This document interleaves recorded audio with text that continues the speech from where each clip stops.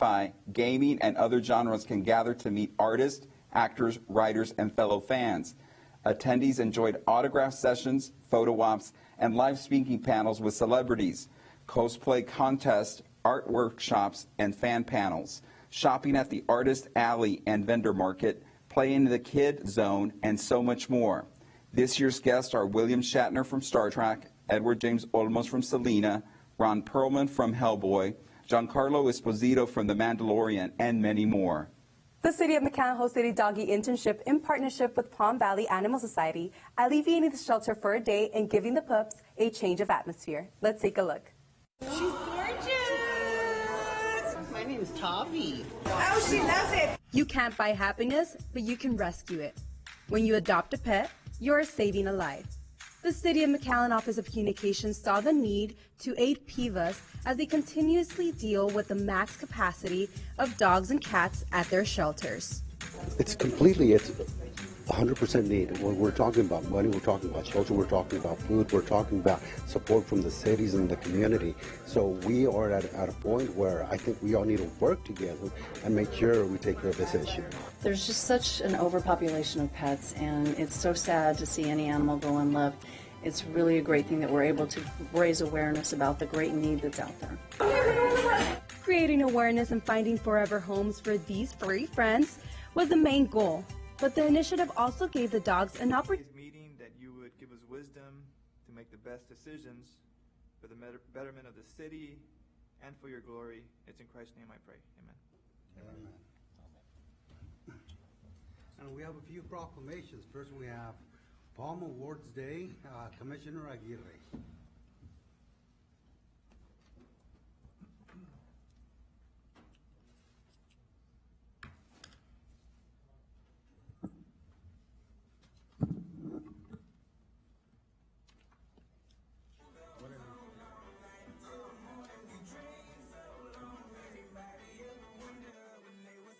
The future of the arts is here, and it's along the border of South Texas.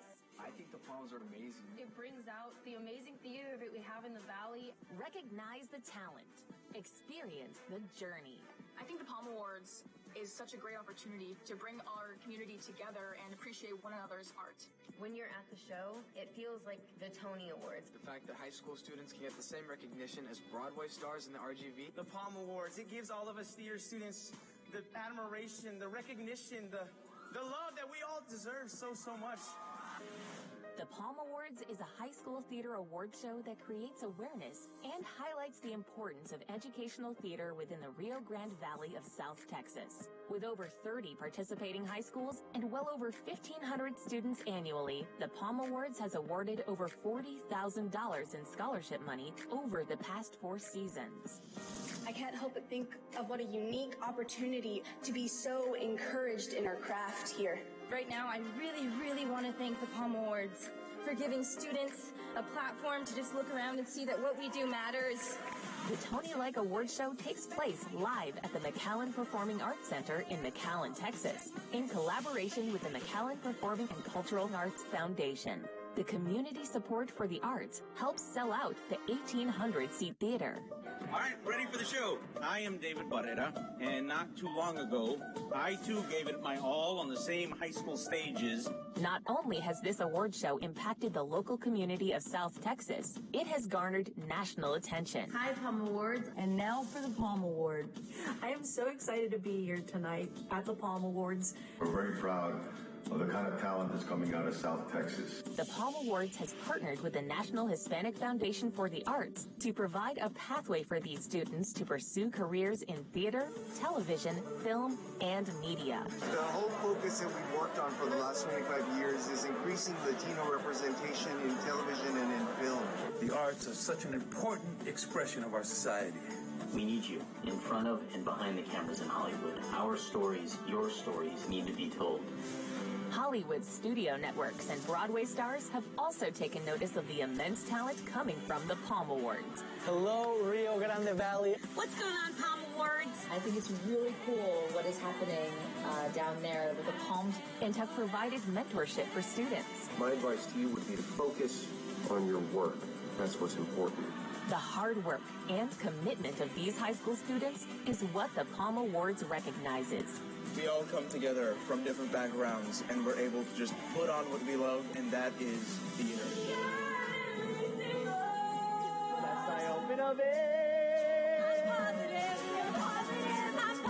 When I look out and I see all your faces, it reminds me of where I started. The future of the arts is here, and it's at the Palm Awards. Wow.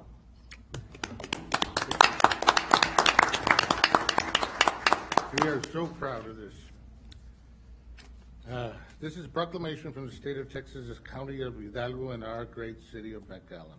Whereas the Rio Grande Valley High School Theater Arts, otherwise known as the Palm Awards, was established in 2018 by Michael Albus and Gilbert Cepeda Jr. and the McAllen Performing Arts Center to elevate the importance of theater arts in schools and reward excellence in student performance. And whereas the arts education mission of the Palms, coupled with the television and media exposure, has made participating in the program an inspiration for a growing number of high schools.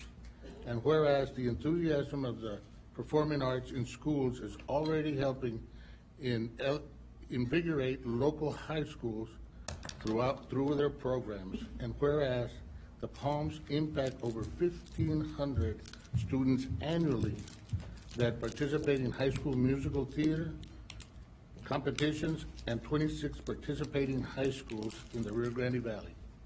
And whereas the National Hispanic Foundation of Arts and invited Palm Awards recipients to perform executives in the entertainment industry globally, renowned actors and DC dignitaries at the Noche de Gala, and whereas the Palm Awards has created recruitment opportunities for,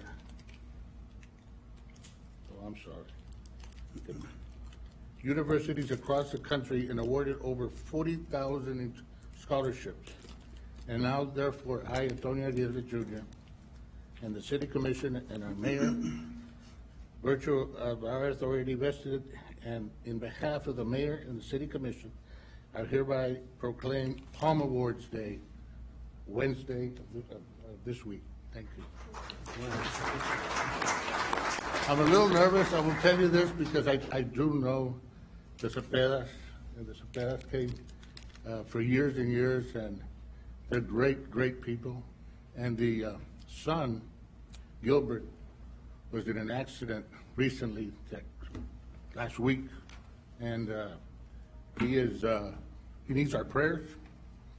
And this community has really, really endeavored, and I mean, really has done so much for all of the high school theater acts. It's a beautiful thing. If you get a chance to go to your high school performances, go do so. They're super talented, and they have so much energy, and that's kept the arts as our community needs that. Our performing arts center that we created years ago, we should be very, very proud, because it's an avenue for them to just excel and keep themselves motivated. Everybody needs an on button, and a lot of these kids need the arts, the performing arts, as their on button to continue their education. And we're all part of it. You're taxpayers, but your heart is part of this industry. I commend John and Yarida for everything they do. Whatever they say. The Palm Awards were named after the City of Palms, and I want to commend the City of McAllen leaders for the vision and for being able to make this dream and this vision a reality.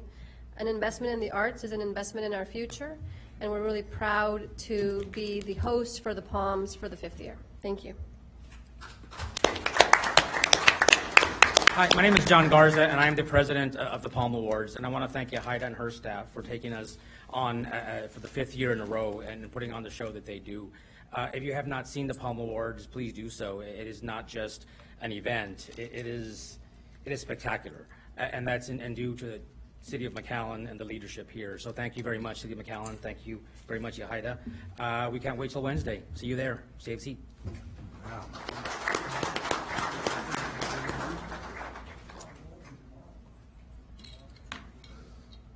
And next we have Peace Officers Week, Commissioner Quintanilla.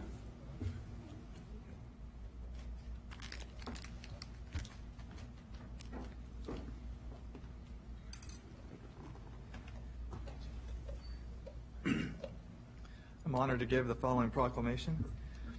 Whereas in conjunction with National Police Week, the President of the United States has designated the week of May 14th as Peace Officers Memorial Week. And whereas it is important to understand the duties, responsibilities, hazards, and sacrifices of our law enforcement agencies, and whereas the members of the McAllen Police Department play an essential role in safeguarding the rights and freedoms of our citizens and recognize their duty to safeguard life and property while protecting them from violence and disorder, protecting the innocent from deception, and the weak against oppression. And whereas the McAllen City Commission commemorates law enforcement officers, past and present, who by their faithful and loyal devotion to their responsibilities have rendered a dedicated service to their communities, and in doing so have established for themselves an inevitable and enduring reputation for preserving the rights and securities of all citizens. And whereas the McAllen City Commission would like to encourage everyone to join in recognition and tribute to the survivors of our fallen heroes. Federico R. Saenz, whose last day of service was March 26, 1933. Rosalind Suarez Jr., whose last day of service was May 19, 1981. Reynaldo V. Lopez, whose last day of service was July 10, 1993. Edelmido Garza Jr., whose last day of service was July 11, 2020. And Ismael Z. Chavez, whose last day of service was July 11th, 2020.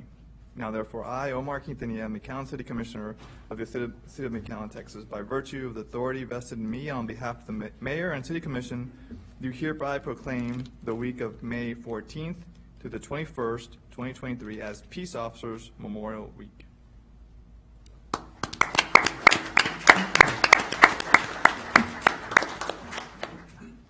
Commissioner Quintanilla, Mr. Mayor, members of the Commission, Mr. City Manager, and to all our guests here today, thank you so much for this proclamation today. You know, this weekend there was an incident in North Texas, and one of the first things that came out of the news as they were trying to get their hands on what had just happened in North Texas was that an officer ran towards the gunfire and eliminated the threat. That's what police officers do. And that's what McAllen police officers do. Federico R. Saenz, Rosalind Suarez Jr., Reynaldo V. Lopez, Edelmiro Garza Jr., and Ismael Chavez died performing those duties for our city at McAllen. Sadly, though, every day, police officers are assaulted or killed while in the line of duty. During the week that we call Police Memorial Week, we will honor them, every one of them. So we invite you to join us to mark this solemn but very special day on Wednesday, May 17, 2023 at 11:30 a.m. at the McAllen Public Safety Building for a very brief ceremony in honor of our fallen officers. Thank you so much for this honor today, and we welcome you on 17th. Thank you.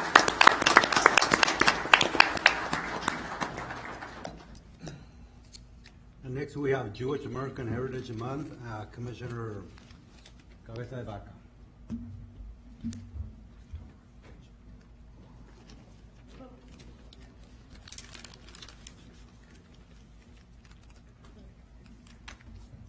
Come on up.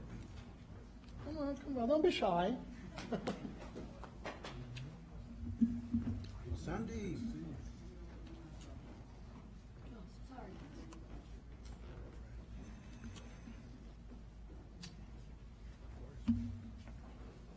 Good afternoon. Well, this proclamation is very special to me because I have very dear friends. A lot of them right here with me. And my mom's sister was married to Nathan Shalko, who was also a member of the community, and I grew up, with them, and in a way, always very fond memories of Nathan. City of McAllen Proclamation, State of Texas, County of Hidalgo, City of McAllen. Where the Jewish people have long been a vital part of the fabric of the City of McAllen, South Texas, and the United States, acting in positions of service to the community and country, positions of leadership in advancing our values and enriching every part of American life. And whereas the members of Temple Emmanuel established a Jewish congregation in McAllen 75 years ago in 1948, which is part of a 175-year history of Jewish community here in South Texas, and continues to this day to be a proud part of the local community. And whereas we, the people of the City of McAllen, celebrate our enduring alliance with our Jewish American neighbors, celebrating together as festive times, building up one another in hard times, learning from one another, and working together to build up the diverse communities in our city. And whereas the persecution of the Jewish people tragically culminated with the Holocaust, the deliberate and systemic genocide of 6 million Jews and displacements of millions more in living memory. Whereas the President of the United States of America has declared May 2023 as Jewish American Heritage Month, calling upon all Americans to learn more about the heritage and contributions of Jewish Americans.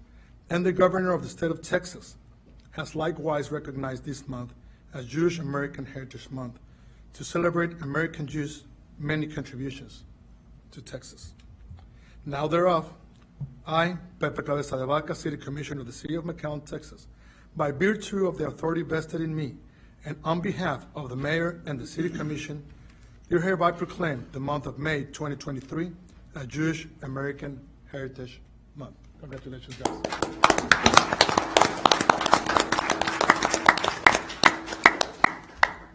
Thank you, Commissioner Cabeza de Vaca and City of McAllen, for honoring this incredible relationship, as you mentioned, for 175 years from the very beginnings of Charro days in Brownsville, Texas, to the main streets of McAllen, Texas, where so many of those small businesses and shops that helped build up the city were part of the Jewish community, and in so many other ways that the Jewish community and the city have been close partners. And particularly in these days when it is so important for us to look out and see allies in our community, we are so grateful for this acknowledgement of the Jewish heritage, the partnership between the City of McAllen and the Jewish community that is so dear to our hearts. Thank you to you, to the city. Thank you, Xochitl Mora, for always being a presence and reaching out to the Jewish community when it's appropriate. And again, thank you very much. Thank you for all you guys do. Appreciate it.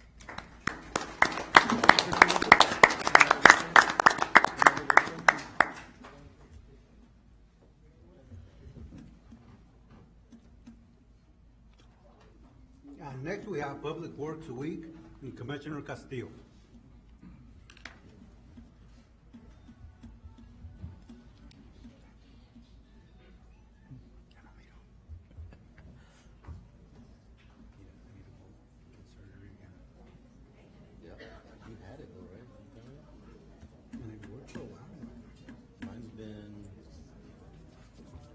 Mike's here. Mine's in a buddy.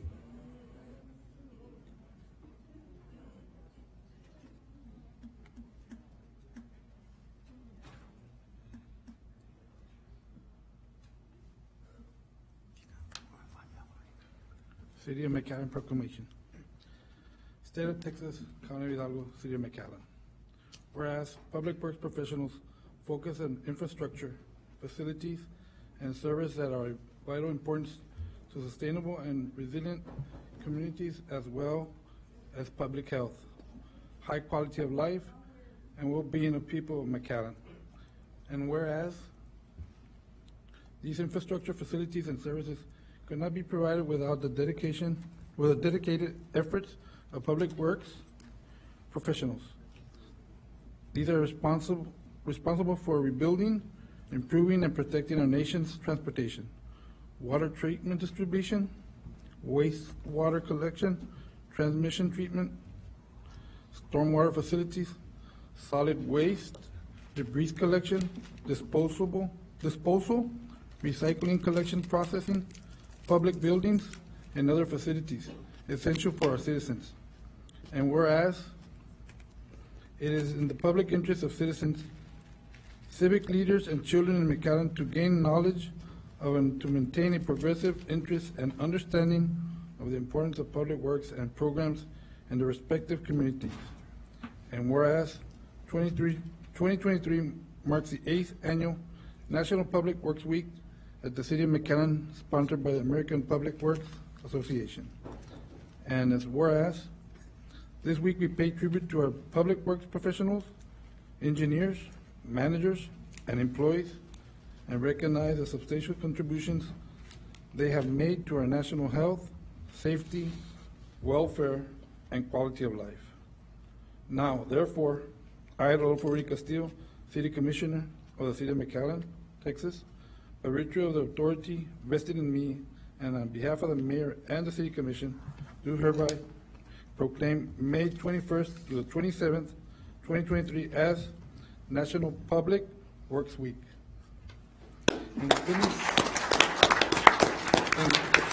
In witness whereof, I have heard unto set my hand and caused the seal of the City of McAllen to be affixed on the 8th day of May 2023. Thank you, Mayor.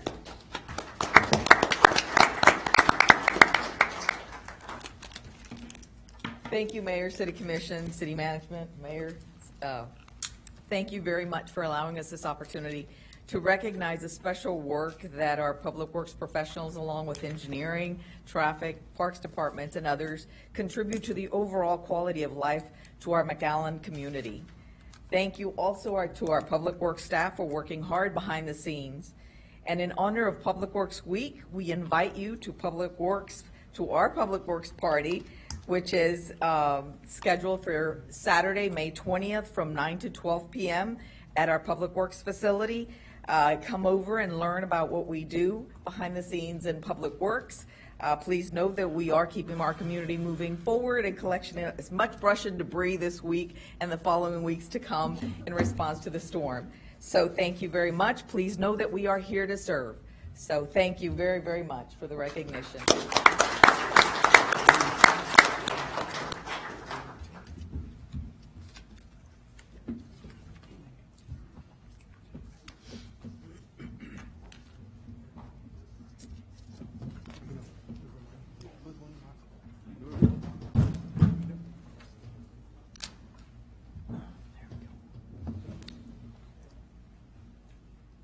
Now, on the first item today, we have public hearings. Mayor, Commissioners, good evening. Tonight we have 5 items listed under routine. They are all conditional use permits. As always, they come with a favorable recommendation from Planning and Zoning Commission and had no opposition.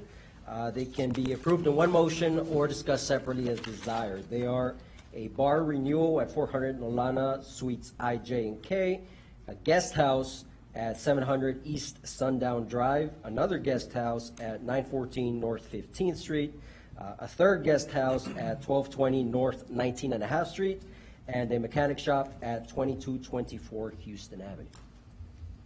Anybody here to speak against any of the items? Motion to approve. Second. All in favor? Aye. Against? Motion carries. B. This is a conditional use permit for 1 year for a bar at 1113 Upas. This property is located on the south side of Upas Avenue, approximately 500 feet east of North 10th. It is zoned west, rather. It is zoned C3. Adjacent zoning is R1 to the south and west, R2 to the west, R3A to the north, and C3 to the east. Surrounding uses include shops, antique shops, single-family homes, as well as apartments. The applicant is requesting a conditional use permit to operate a deli bar from an existing 1,590 square foot building. They are proposing no outdoor seating, and they are proposing hours of Monday through Sunday, 10 a.m. to midnight. Previously, a conditional use permit for a bar was disapproved at this location on December 2020. A second request was disapproved on September 2022 due to neighborhood opposition and planning department concerns. For this request, staff did receive an email in opposition, citing noise and trash. Staff also fielded a phone call citing a bar not being compatible with residential use. In total, 13 people have either called or emailed in opposition. The item was presented at the April 18th Planning and Zoning Commission meeting, where there was several neighbors who showed up in opposition. P&Z unanimously recommended disapproval of this request, so a supermajority is needed for approval. Anybody here to speak regarding the item?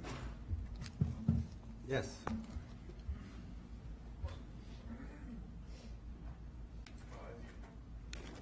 Morning, everybody. Good afternoon. Good afternoon.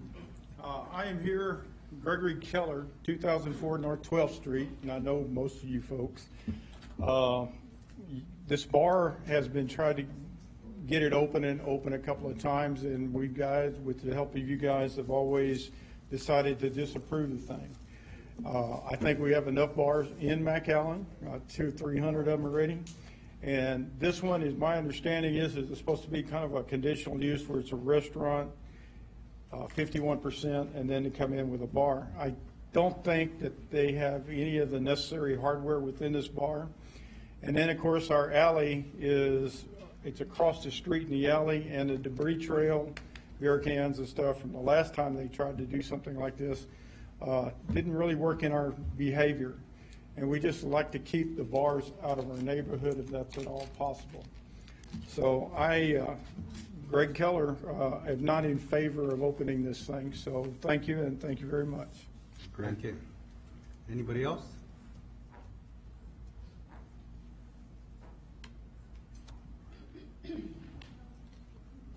If it please the court, the commission. My name is Yolanda Jurado Gaswine. I live at 2010 North 12th.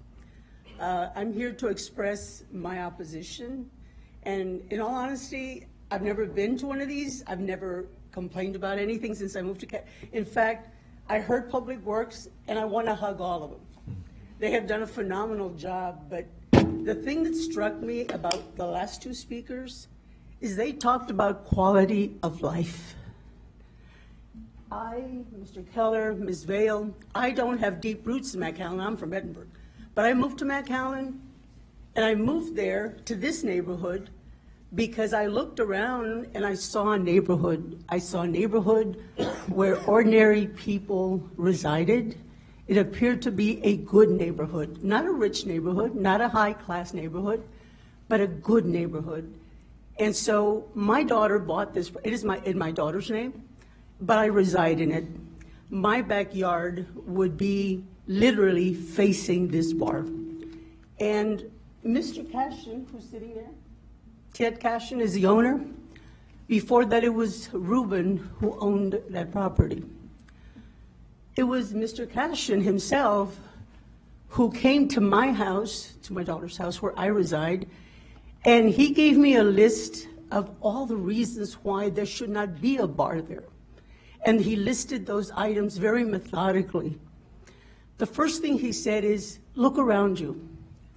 We are a neighborhood made up of people, ordinary people, working people, people who get up in the morning, go to work, people who look out for each other. He said, and look at the parking around here. Mr. Cashin's property, dead ends between 12th and 10th Street. All you will see if you ever go into that neighborhood are antique shops. Next to this proposed bar is an antique shop. Before that, there was an antique shop until the Stick Lizards opened a bar. My husband has an affliction called hyperacusis, which magnifies sound. Mr. Cashin, who now owns that property, convinced me to sign a petition. He said, you need to sign this petition so the commission will consider it. And I'm a cynic. That's because I'm a lawyer. We lawyers are very cynical, unfortunately. We gravitate in a world where people lie to us, and sometimes you get very cynical. But you try really hard to find the best of people because it feels better to be around good people. And so when Mr. Cashin came to me and said, look at all these shops, they're all antique shops. And I love antiques. I'm an antique myself. And you know what? Like the Eagles said, we are in overtime. Look at us, we're old. I'm 70. Ms. Vale has deep roots in this neighborhood. She's lived there over 50 years. Some of you probably weren't born yet, or maybe you were in Pampers. She can remember a time when this neighborhood was a wonderful, a beautiful neighborhood. And when Mr. Cashin convinced me after itemizing no parking, neighborhood, working people, no bars within 300 yards, I said, you know what, Ted? I'm going to take you at your word. You know the neighborhood. You live here.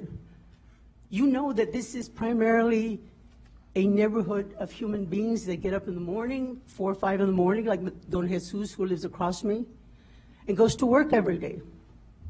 Goes to work and does his business, comes home, tries to get some sleep, like the woman who lives across this would-be bar, who works in a nursing home, all sorts of horrible hours, who needs to sleep.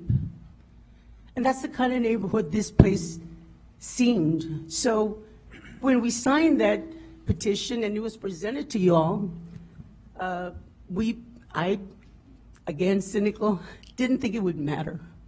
Because we live in times where it seems nothing really matters except money. And we understand that the city of McAllen wants sales tax revenue. I mean, we get it. It's kind of like when I go to H-E-B, if I want to buy groceries, I have a budget. And if I don't have money, I'm not going to buy it. It's real simple. And so this neighborhood, when Mr. Cashin told me they will deny the permit because it's not appropriate. It's a neighborhood. There's no bars there. This is not 17th Street. So I was shocked when Mr. Keller, Ms. Vale, said, well, no, they're going to open up a bar. They granted them a conditional use permit. I said, but hold it. They represent us. And I pay the taxes on this property. They represent us. Who is looking out for our interests, for our quality of life? Would you want a bar in your backyard? Would you want, you know what, I'm just not into rap. I'm old-fashioned. I like the Eagles. But I don't want to hear hip-hop at midnight. I don't want to hear screaming with whatever they use nowadays. I don't know what they use for sound. I don't want to hear that at 11:30 at night. And I think most of the residents, and they are primarily residential homes, apartments, some elderly like us, our quality of life was negatively impacted when you all basically disregarded our expression, our opposition to the stick lizards. And so when this time around, Mr. Keller calls me and says, why don't you show up? If you really are opposed to this, why don't you show up? I said, but you see, I am not important. I'm nobody. I'm just a citizen, just an ordinary citizen. And what I say doesn't matter to any of them.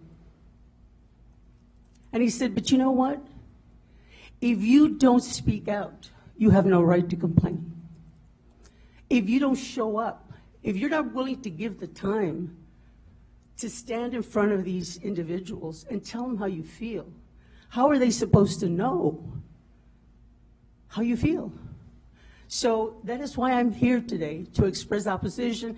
And I do not have, I like Ted Cashin. He's a good neighbor. I have nothing against this proposed venture. Hey, we all like business. We love fast food. We like shops. We love all that. But like everything else, I think my time is up. Anyway, I'm almost done.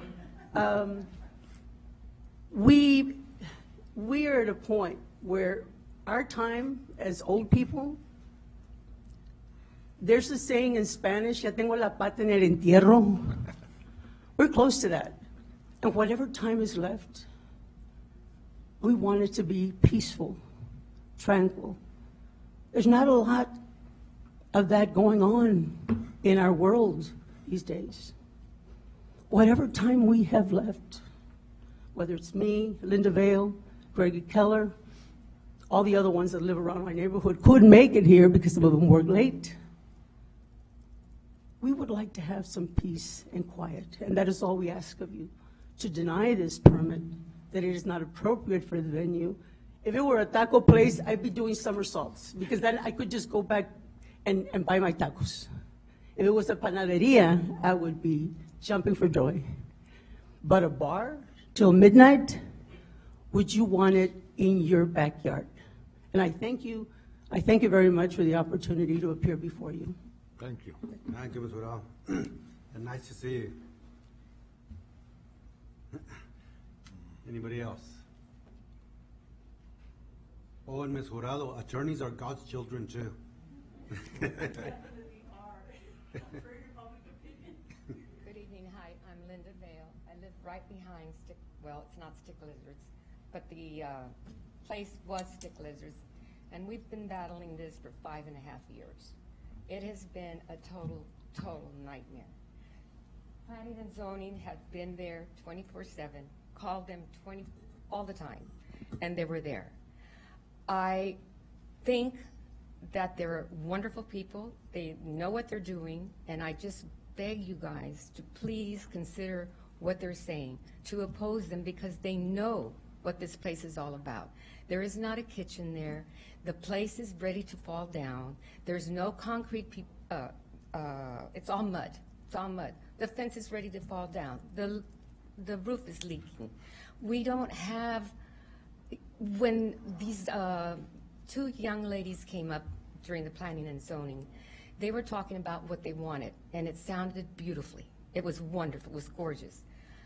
I met with them outside in the hallway and asked them, what you're bringing forward, it sounds wonderful, but we're looking at $200,000-$300,000. Are you going to put that much money into that? Both of them said no, and so did the owner. They can't do that. That place is run down.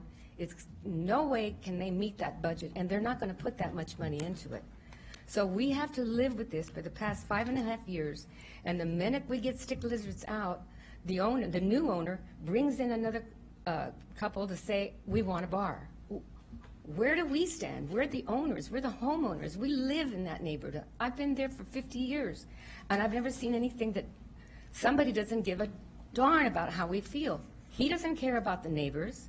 Maybe the two young ladies, they did talk to me. They came to me and talked to me, and they told me how they felt.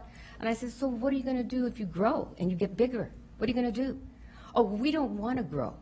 Well, I've never heard of anybody going up there and saying, we don't want to grow.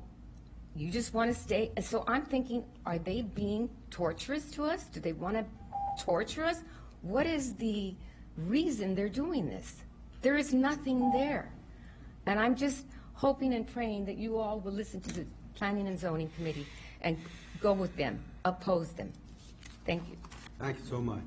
Anybody else? Yes, sir.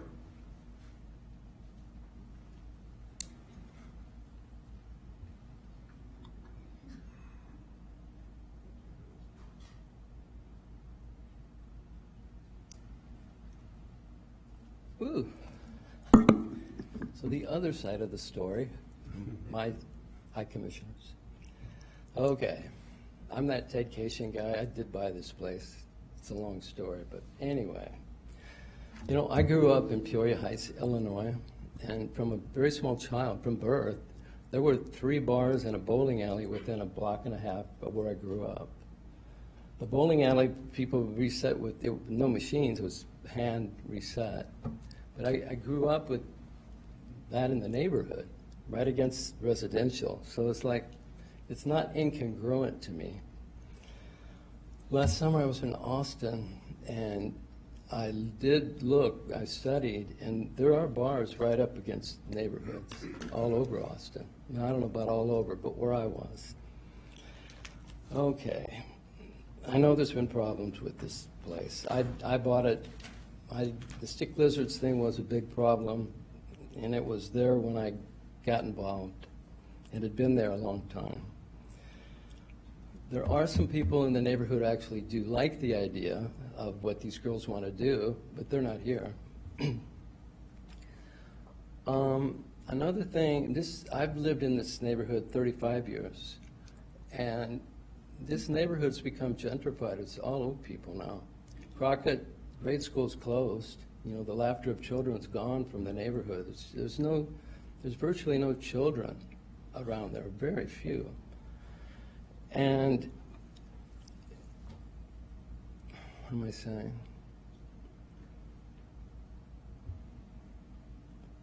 What I experienced in Austin, or what I observed and experienced, it's like, honestly, I don't see a problem. I mean, I know there were problems before, and I don't anticipate problems with these girls like that. And, oh yeah, I'd like to speak to someone. Yolanda was speaking about conversations with me. I would like to put that in a time context. That was 2.5 years ago. And what I was opposed to, what Stick Lizard wanted, was a 2 o'clock bar. That's what I was opposed to.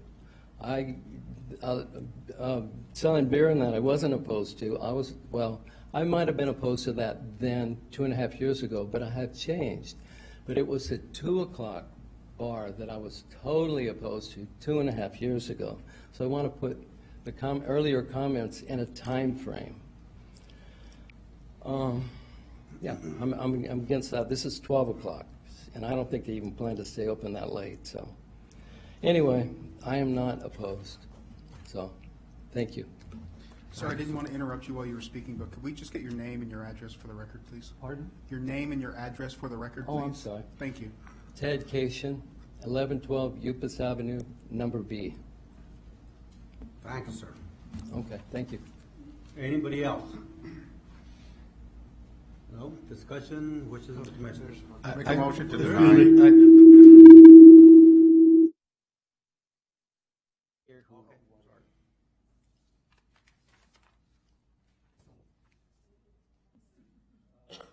Good afternoon.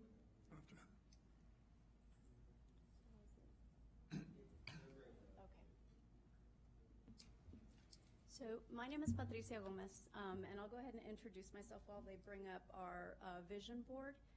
My name is Patricia Gomez, and I'm here with Irma Martinez, and we are the co-owners of Salty Dogs Neighborhood Market, Deli, and Pub. And so I believe the presentation is running.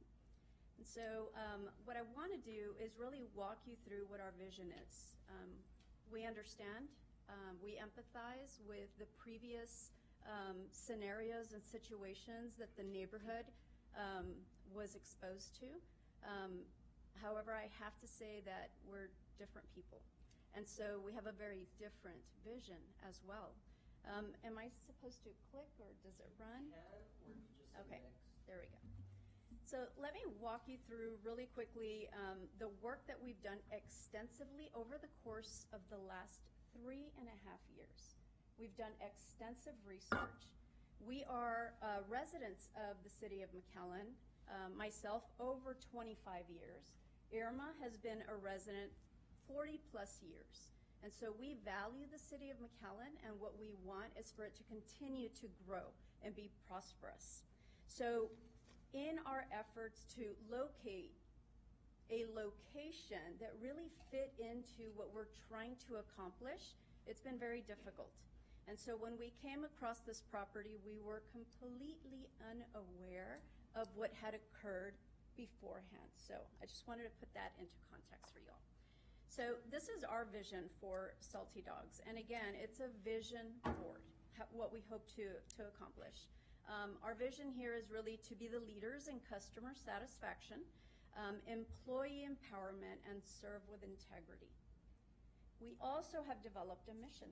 And so our mission is be passionate. So move and lead with passion, because what happens as a result of that is we are going to produce the best possible services and products for the community.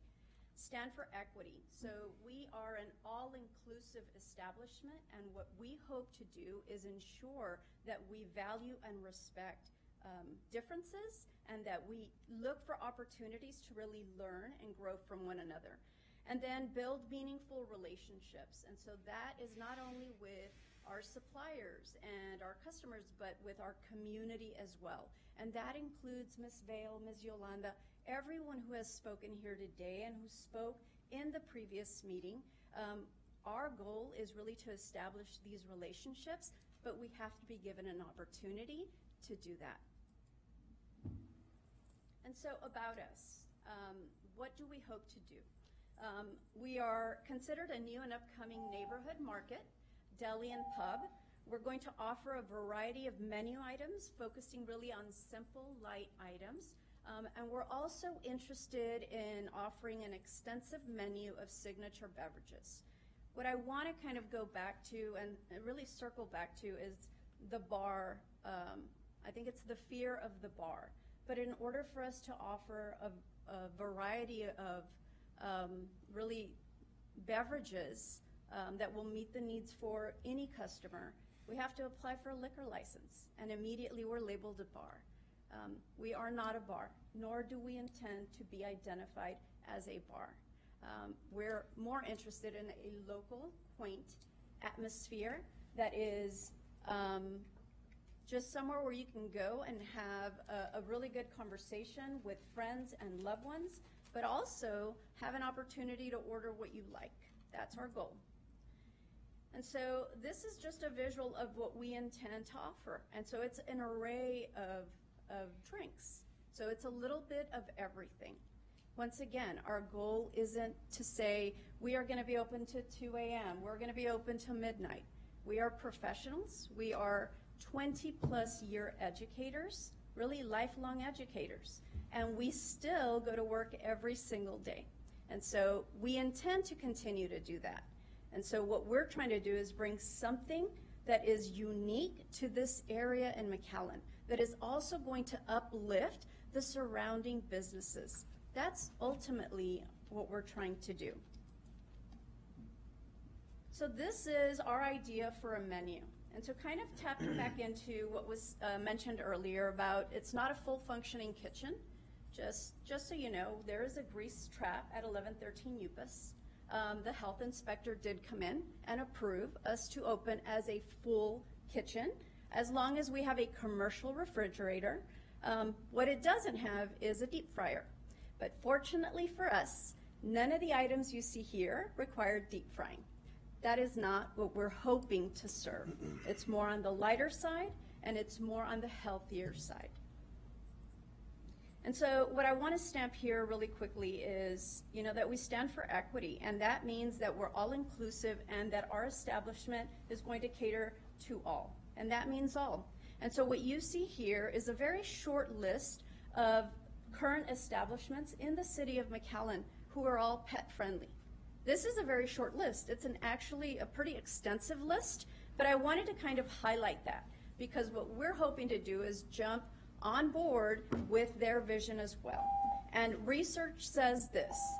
Research states that over 70% of U.S. households own a pet.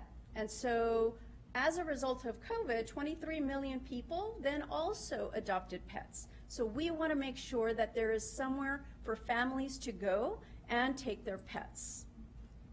And so when we think about who we are, we also want to highlight and focus on things that are near and dear to our heart.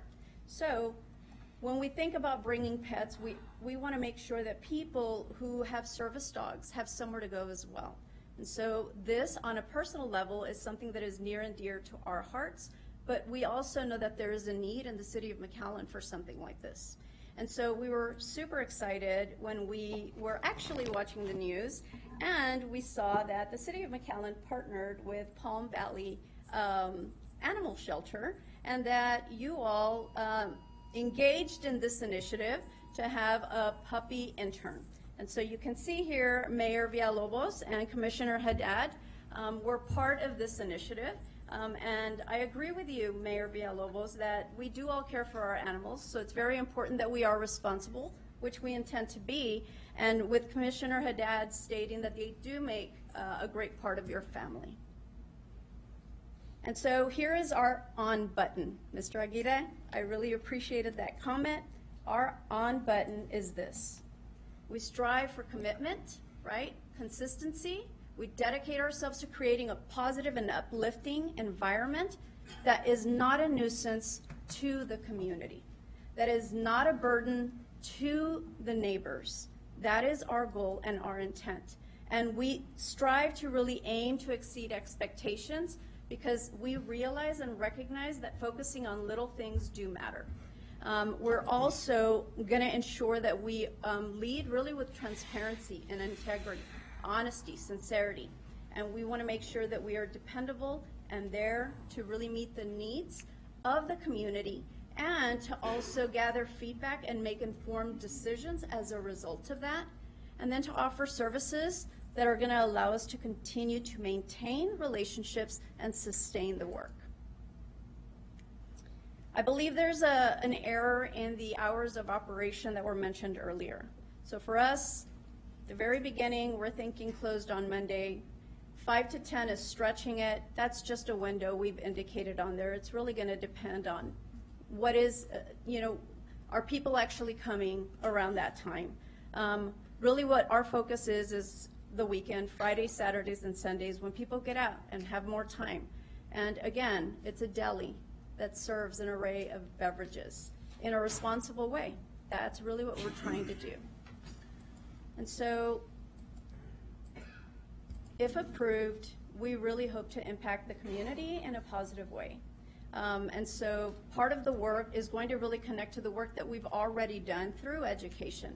And so continue the volunteer work, the donations, the participation in community activities, and always provide quality products and services for patrons. And then increasing that revenue, paying the taxes which generates that revenue to put back into the community, and then expanding the community by creating local jobs, which we're excited to be a part of.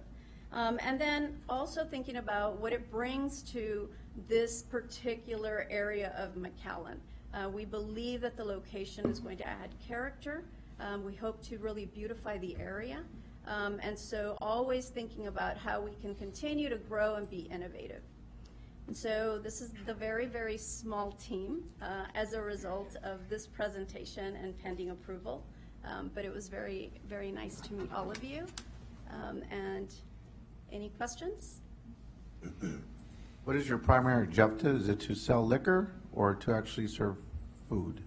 Our goal is really to sell food, but in preparation for opening the location, there was concerns and issues with the lack of deep fryer and whether or not we could do that. And because of the availability with parking, the feedback was, okay, I'm sorry, she'll go ahead and. Hi, I'm Irma Martinez, nice to meet you all. I think what happened with the location, we were not really given the opportunity to apply for a mixed beverage license. I'm thinking that with the Stick Lizards owners, they did not worry about selling food. They did not fulfill the commitment to that part of their permit. So I think right away they thought this bar sold a lot of beer and wine. That wasn't our goal to begin with. Our goal was to follow the menu, serve more food, then we do alcohol. Reason for the bar permit was because we were asked to submit a conditional use permit. And that's what we did. Mr. Garcia, can you explain a little bit more? Now I'm confused. So when any establishment tries to get an alcohol permit, it goes to city secretary, they route it to us. We look at projected sales, where they are, the zoning and all that, right? Here in this establishment, we saw a floor plan that has a kitchen with 180 square feet. There is room for an ice machine, there is room for a fridge, there's a 3-container sink, there's a mop sink, and then very little room for anything else. Right? So it's on us and staff to kind of say, okay, is it plausible that this establishment will be able to sell more food than alcohol? Because our code does determine that if an establishment has more sales in alcohol, whatever it be, than food, then it's classified as a bar and they need a conditional use permit.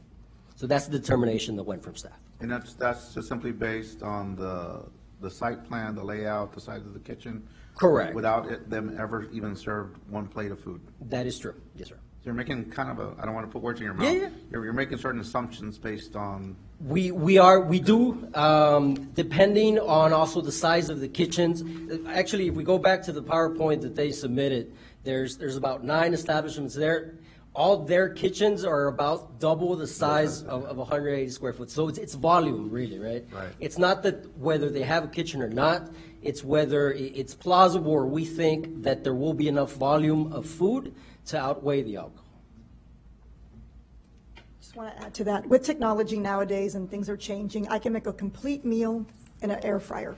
I can make a complete meal in a crock pot. So really our goal was to serve healthier food, and we chose to go that route. If we feel like we'll need something later, we can always add a grill. But at this moment, it's new to us. So we feel that what we can serve out there would be great in a crock pot or in an air fryer. More than one, of course, some blenders, what have you.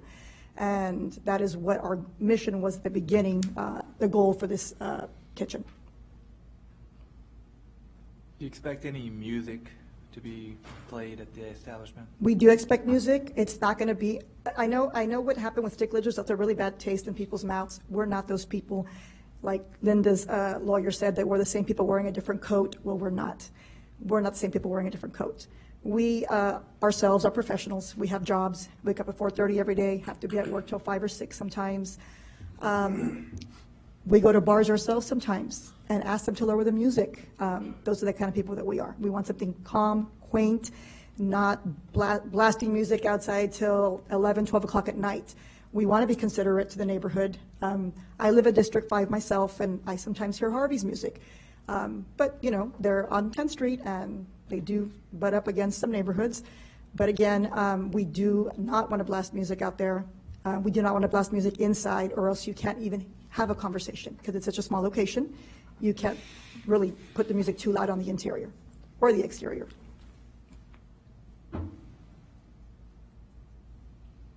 This is a conditional use permit for 1 year, right?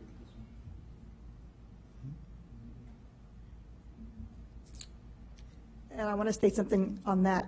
If we don't meet the needs of the neighborhood or the community or the code enforcers, shut us down. We're the ones losing. It's our money. We're willing to invest. Shut us down. Right.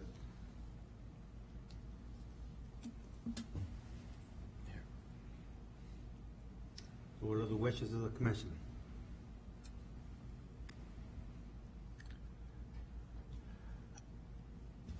Excuse me, I'm right at the edge. I own a property at the edge of this property. Not at the edge, but at the edge of the feet. And I don't know if I need to recluse myself from it or not, that's why. I'm right at the edge. Does anybody know the actual distance? Were you notified? No. So no. You're outside. So where if you're outside of that little dotted line? Hold on. Where is it? This is you. This is It doesn't affect him, it's different than the other people. If he's not in that radius, then it's not a conflict. right outside. Yeah. I thought it was. Okay. I just wanted to make it Yeah. Better safe than sorry. Thank you for asking. Okay, I'm sorry, maybe I lost it in my listening. So your primary objective is to sell food?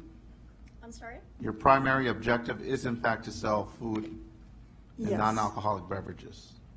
And the only reason why you're asking for the bar permit is because the planning department of the city of McAllen, based on the square footage of your kitchen, makes it be that it's highly unlikely you're going to sell much food, that most of your revenue will come from alcohol sales. Correct. Is that also correct, Ms. Garcia? I don't know how I feel about that, to be honest with you. It's kind of putting a square peg in a round hole. Well, couldn't the conditional use permit be limited to maybe 6 months or a shorter period of time? I mean, they could be given an opportunity to provide a product and see if the neighborhood is amenable to. Yeah, I mean, it's difficult, right? If you guys had come before Stick Lizards, you probably would have been given afforded pretty quickly the, let's call it trial run. Stick Lizards was very difficult for the neighborhood, and despite it was not approved as a bar, if I recall, they went, I think planning is probably doing the right thing because Stick Lizards applied as a restaurant with the intention to sell food. It didn't. We then denied their conditional use permit. We audited them, found them out of compliance, and that is when the city did shut them down through a lot of legwork, our legal department, and to the dismay of the residents, right? Even with this concept, what does become difficult is if you are highly successful, parking is an issue for the residents. That is of a concern. Noise to some extent, being in that near proximity, I think even when Stick Lizards did not have music, just the general banter of people on that patio, a lot of motorcycles at the time, maybe, it did cause some disruption. So there were other aspects that we have to consider, like the parking, like the noise that does get generated. So Stick Lizards did have music. Concept. Excuse me? They did have music. They even They had did have live music. bands outside. Yeah, they did which from they time to shouldn't time. have. But they were open every day. I think they had bands on the weekends. And complaints, we still receive complaints constantly on the weekdays. Yeah. Right? And I know I got a lengthy email from you guys explaining kind of the concept. I'd spoken to Ted before. I've spoken to Ms. Vale. But it is difficult because the concept itself lends itself towards something that we'd like for the city of McAllen. I'm just very torn if this is an appropriate spot for it. So can I just say something? I'm an educator, so bear with me, but once you decide who someone is, you take away the opportunity for them to become anything else. And so that location has been pegged a problem. I understand why. And what we did before we even moved forward is we engaged in really community outreach. And we understand the value of that as educators. We know how important stakeholders are. And so we knew that Ms. Vale had very good and reasonable concerns for something similar to open up again. So we reached out to her and several people. So we've done our part as best as we could to just ask for an opportunity as a citizen of McAllen, as a taxpayer, as a really proud resident of the city of McAllen. I deserve to be heard as well. And so until I show you something else, I believe that we should be afforded an opportunity to bring something very unique to our city. I don't recall, and I'm sure it was a couple of decades ago, and you had no control over this. Whatever board came before this current board, in non-wisdom, decided to rezone that C3, and I'm going on the record. They made a mistake. That should have been R3A or R1. I don't know who was on the board back then. I suspect who they were. But that piece of property, unfortunately, should never have been rezoned to C3. If you look at the zoning map, and I don't know if someone can pull it up there, that C3 zoning encroaches into away from 10th Street by almost 300, 400 feet. And if you follow the line of commercial zoning, it penetrates the furthest. Of course, you get more penetration once you get to a major intersection like Pecan, which is naturally a commercial node. You would expect that. But as you move away from the node, either north, south, east, or west, those tracks become thinner and thinner and thinner as they stretch out until the next major commercial intersection or commercial node. And for those reasons, I don't care what you put in there unless it's going to be used for a residential purpose, to be honest with you. And so I admire your entrepreneurship, your investment, your vision, because there's a lot more vision than I would have, to try to put a neighborhood market, restaurant, that would kind of appeal to a lot of people. I think the concept's great. I just don't think it's the appropriate place to do it. By the way, you were very well prepared in your presentation. Excellent.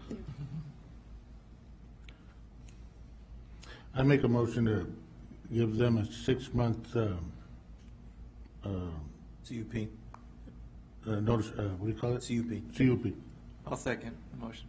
All in favor? Aye. Aye. Against? Nay. Aye. Motion carries. Is that I'm against too. over there? Okay. So what do we have? Requires a supermajority. The motion fails. Thank you very much for your time. On the contrary, thank you.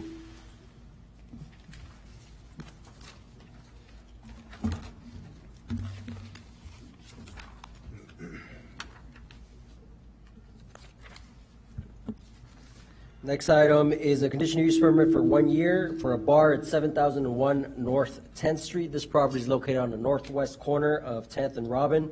It is zoned C3. Adjacent zoning is C3 to the north, south, and east, and west as well, with some C1 to the east.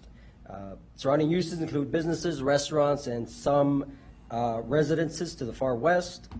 The applicant is requesting a conditional use permit to continue operating Oak Texas Bar from the existing 2,897 square foot building daily from 11 a.m. to 2 a.m. The item was presented at the April 18th Plan and Zoning Commission meeting. There was no opposition, and it was disapproved with a favorable recommendation.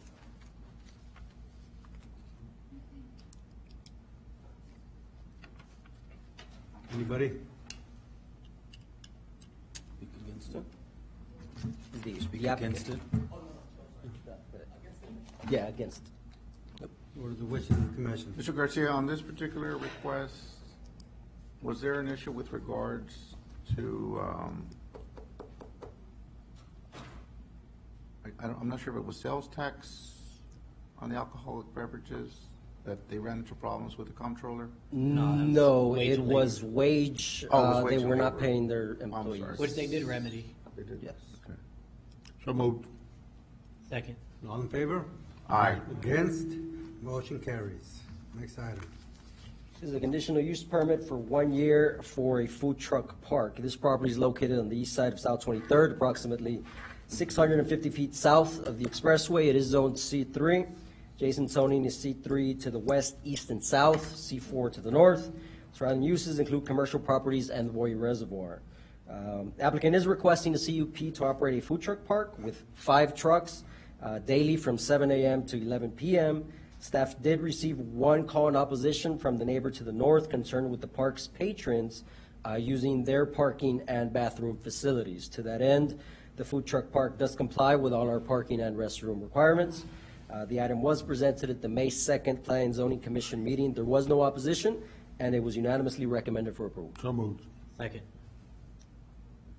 All in favor? One additional Against? question. Oh, Sorry. yes, sir.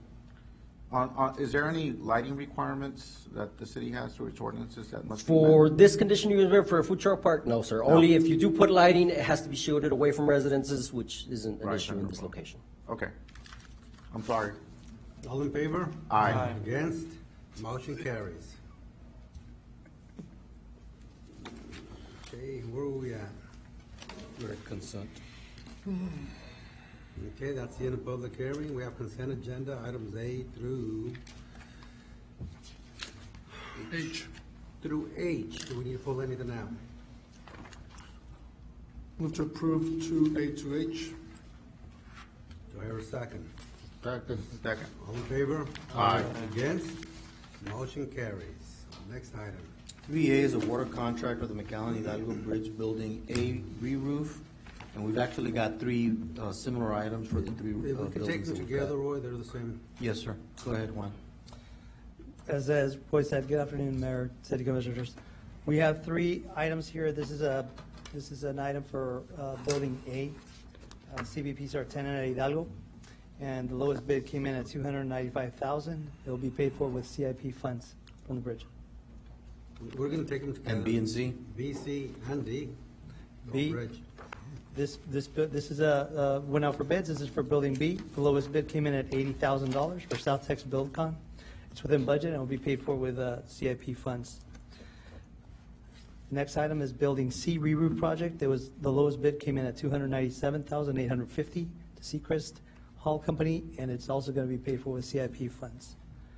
The last item was a project where we were going to be installing big fans throughout the inspection facilities. The lowest bid came in at $90,392, and the lowest bidder was for Esparza Pest Control. Any questions? If not, do I hear a motion to approve items A through D? Move to approve 3A, B, C, and D. Second. All in favor? Aye. Against? Motion carries. Item E. Thank you. E is award of contract to Constar Engineering for alleys improvements. Good afternoon, Mayor and Commission. We have two items similar to two different engineers. This is to award a contract for professional engineering services to Consor Engineering to design existing unpaved alleys throughout the city. We have included a map for your reference.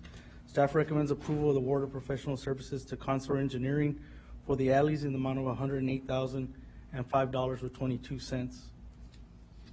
And KCI. We have a second item for two different alley design of alleys. That's for KCI Technology to do the alley improvements in an amount of $179,619.70.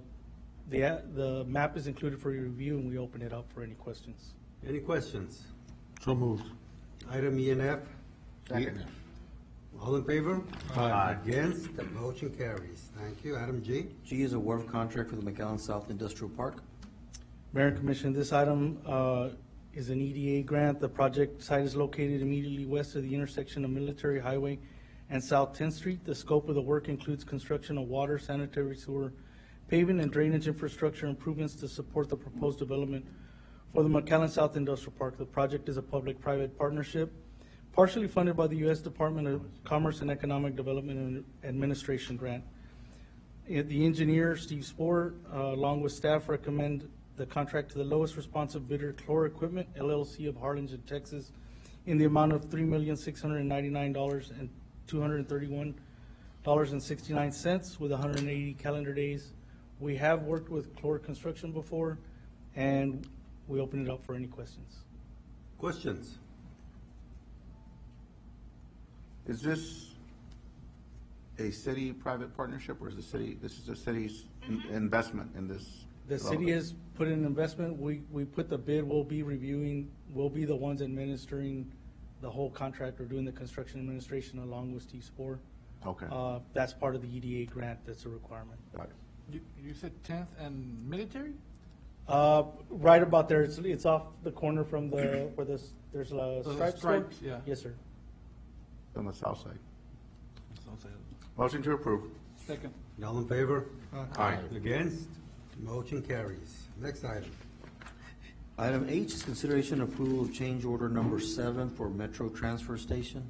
Mayor and Commission, change order number 7 is for temporary electrical equipment that will be needed in order to get the building climatized sooner. Material shortages have affected the delivery of original main distribution panel, which was originally scheduled to be delivered in March. The additional 65 days have been requested for the completion of the project. Some of the modifications to AC ducts and units are also included. These will be paid for by a structural allowance and therefore not add to the contract amount. Staff recommends award of the approval change order number 7 for Metro Transfer Station for a contract date extension of 65 working days and a revised contract amount of $13,335,472.69, and we open it up for any questions. Questions? Motion to approve. Second. All in favor? Aye. Against? Motion carries. I is consideration and approval of contract amendment number 1 for additional design services for the existing restrooms in building A and C at the McAllen Hidalgo Port of Entry. So moved.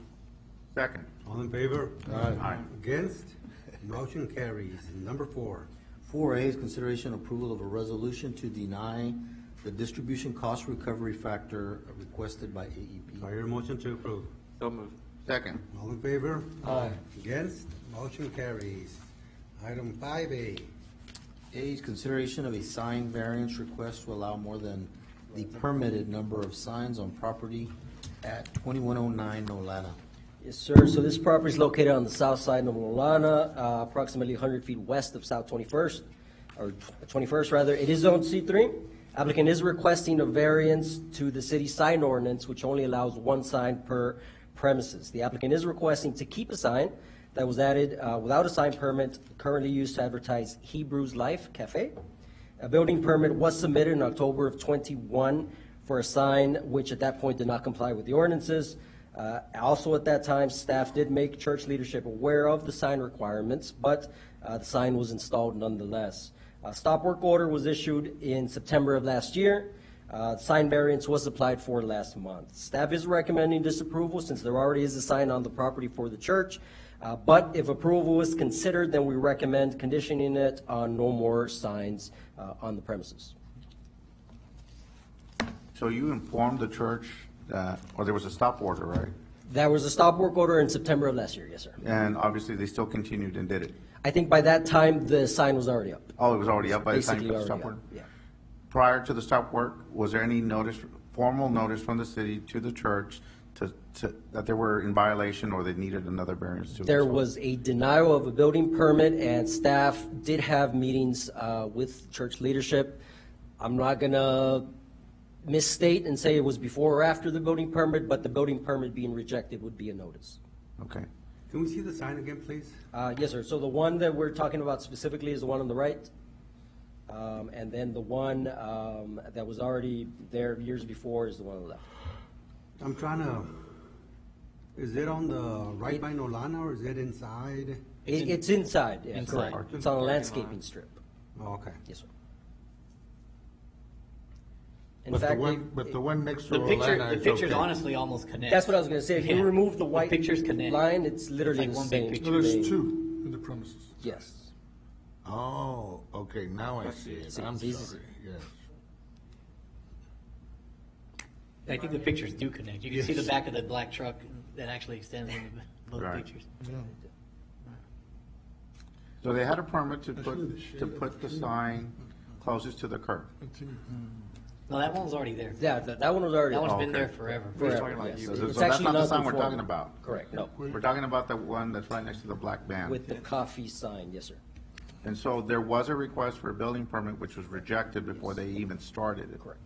And to your knowledge, was any work started before they sought the building permit? No. So there was no There work was done? no work before they initially sought the building permit in The commissioner's trying to October. say that they know and disregard it even if we don't. That, yeah, I just want to make it That's what clear. That's appears unknown. like. But it's think so. unknown, we don't know. We don't know that. We I don't know. I like I to don't- table it, I like to really I get think some that was the information, intention. maybe get a timeline. We can create a timeline. Mayor, is that if you'd okay like. with you? But that's not a Well, hundred you percent need new a second, sign. and I don't think that's necessary. So the poles were there? Yeah, the poles, You're Yeah, the 100% poles were the there. poles were already there. I mean, They filled in the actual sign, all they put right? is a new Hebrew cafe in between the poles. We never instructed them to remove the poles. I mean, it was Yeah, that's what I'm obviously. saying. It's inside, to me, it really It is. doesn't matter too much. That's It's- what I think. Mayor, Yeah. And we do have It's church not a public leadership. hearing. Yeah. Mayor, Well, I'm interested to find out why they continue to do it. It's not a public hearing. Oh, I'm sorry, it's not, you're right. I'll make a motion to approve the variance. I would second it. All in favor? Aye. Against? Aye. Motion carries. Managers report. Advisory board appointments? Good evening, Mayor and City Commission. This item is for advisory boards. I have received nominations for mayor and Mayor Pro Tem, Commissioner Aguirre, and Commissioner Quintanilla, and those are listed in blue on your spreadsheets. I have also received 6 nominations for reappointments for Commissioner Castillo, They're listed in purple on your spreadsheet. And at this time, I will entertain any other nominations that you may have. Just a reminder that those that are highlighted in green are members that are eligible for reappointment and willing to serve again. Those in yellow are have missed 50% of the meetings, and those that are highlighted in orange have termed out and are no longer eligible for And reappointment. the yellow ones, if they've missed more than 50%, they're out. Yes. Should be up, yeah. Should be. I'll get you one soon for the one that I have in yellow. I just have one. Yeah, me too. I don't have any jellos. No, you're good. You're good. You're good. I think. Okay, do I have a motion to approve the appointments? So moved. Second. All in favor? Aye. Against? Motion carries. Immigration, it's gonna start getting hot again. I hope not. Yes, and then also, there should be an item 4B on the agenda. Did we skip that one a little while ago? What? Not there. Not there? Okay. All right, well, let me talk about immigration. 4B was the extension of the disaster declaration from last week. On immigration, immigrant drop-off numbers are increasing throughout the area. Here locally, they're staying right about the same lately. If you remember 2 weeks ago when I presented to you, I mentioned that the numbers looked like they were headed to the 2,500 per week range. We actually hit 2,720 for the week ending on April the 26th, and then the following week, on May the 3rd, we ended at 1,403. For those 2 weeks, we had 1.8% positive 2 weeks ago, 1.9% positive last week in terms of COVID positivity. That 2,720 number from 2 weeks ago is the highest number that we have seen over a 1 week period since September of 2001. So the numbers are definitely increasing, and we're seeing that throughout the area. Alzaduas Park remains in standby mode right now. Even with the increased numbers, Catholic Charities has been able to work with the numbers that they are seeing and are able to move those people out of the area. We have a current capacity at Alzaduas Park of about 2,000 and the ability to surge that higher if needed. As you know, Title 42 is expected to end here on Thursday of this week.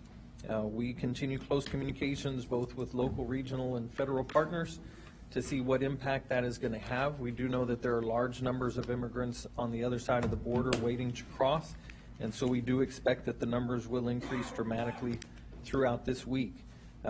As you may know, the President has deployed some active duty troops to the area. We're not sure exactly where they're headed or when they'll arrive, but there were 1,500 troops that were deployed. Also, if you listen to the news this morning, the governor has activated the Texas Tactical Border Force, which he announced today, which will consist of 545 additional Texas National Guardsmen and some specialized equipment that they'll be bringing. Some of that will be arriving here in the RGV sector tomorrow, and so we'll be making sure that we keep an eye on that. Clearly, we know that the numbers will increase. We will continue to collaborate both with Catholic Charities as well as our federal partners to see how those numbers may impact us here in McAllen. Happy to answer whatever questions I can. Any questions? Thank you so much. Thank you for everything you do. And actually, there is our agenda did have 4B, consideration and approval of a resolution extending the April 29th, 2023 local disaster declaration number 2023-1 in response to a local storm event.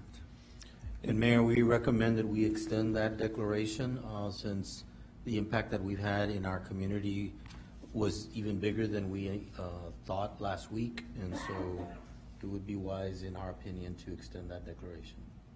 That's approved. Second. All in favor? Aye. Against? Motion carries. Thank you very Real much. quick point of order, was this item actually posted? Yes, it was. Okay, because the copy that we have is not. Yeah. Yes, it was. Okay, I'm just saying the copy that I have Yeah, does not have it. That's correct. The correct one did. All right. Thank you. Okay. Future agenda items. Yeah, on today's workshop, Mayor, we did talk about the El Rancho RDF Park, but we did not talk about the drainage ditch update and the walkable trails, which is a separate item. And that's the one that we have been talking about for a couple of years, about maybe doing our ditches, more walkable and accessible for people to exercise. We're working on So that. I would like to. We should have it. Bring it back. Yes, sir. I Sure will. appreciate it. Thank you. My laptop died, but I know the city manager had a recommendation for a future item. Do we have to put that on, or it's already, you're putting it on? Oh, that's right. I think it was That a will help. be coming, yes. Okay. Mhm. Okay, anything else? If not, we have a table item. Mayor, we recommend that that item remain tabled. Okay, executive session, we have convened an executive session. Counselor, what do we have? Mayor, with respect to items 8A, 1, and 2, I recommend the City Commission take no action at this time. With respect to item 8B, I recommend that the City Commission authorize the city manager and city attorney to resolve the delay damage claim by execution of change order number 1 for the Ansel Duas Bridge Infrastructure Project in the amount of $258,760.75. So moved. Second. All in favor? Aye. Aye. Against? Motion carries. With respect to item 8C, I recommend that the City Commission consider a motion authorizing the city attorney to work with management and planning staff to approve development consistent with the processes described in executive session. So moved. All in favor? Aye. All against? Motion carries. And with respect to item 8D, I recommend no action.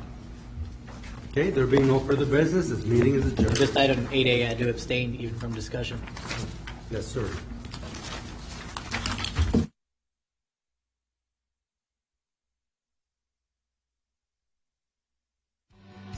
Regular City Commission meetings are held on the second and fourth Monday of each month. Meetings are rebroadcast on Tuesdays, Thursdays, and Saturdays on the McAllen Cable Network.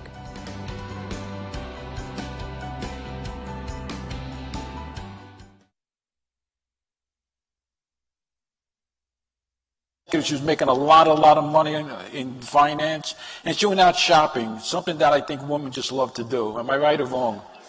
And the upcoming fall season, Peggy realized she needed some new corporate outfits, and she was buying all these clothes and new blouses and some new bling jewelry. And she happened upon a pair of shoes she had been looking for a long time.